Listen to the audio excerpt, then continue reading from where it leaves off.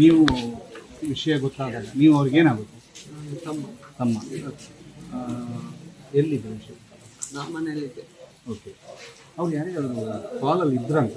ಕಾಲಲ್ಲಿ ಇದ್ದ ಮುಂಚೆ ಒಂದು 4 ವರ್ಷ ಆಯಿತು. ಅಲ್ಲಲ್ಲ, ಈ ಘಟನೆ ಆಗುವಾಗ ಅವರ ಭಾವನಿಗೆ ಯಾರಿಗಾದ್ರು ಕಾಲ್ ಮಾಡಿ? ಅವ್ರಿಗೆ ಕಾಲ್ ಮಾಡಿದಂತೆ ನನಗೆ ವಿಷಯ ಗೊತ್ತಿಲ್ಲ.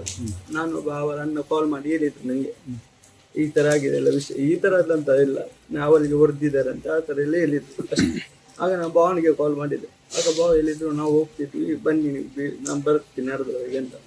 ಅವ್ರು ನಾನು ಇಲ್ಲಿಗೆ ತಗೊಂಡು ಬಂದ. ನನಗೆ ಇಲ್ಲಿ ಎಲ್ಲ ವಿಷಯ ಗೊತ್ತಾಗ್ತದೆ. ಅದು ಹೇಗಿದ್ರಿ ಅಕ್ಕನ ಜೊತೆ?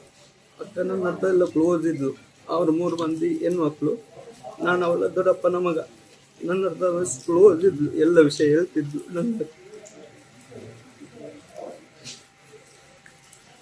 ಚೇತನ್ ಇಂಥ ತೊಂದರೆಗಳು ಏನಾದರೂ ಮಾಡ್ತಾ ಇದ್ದಂಥದ್ದು ಏನಾದರೂ ಹೇಳಿದಾರೆ?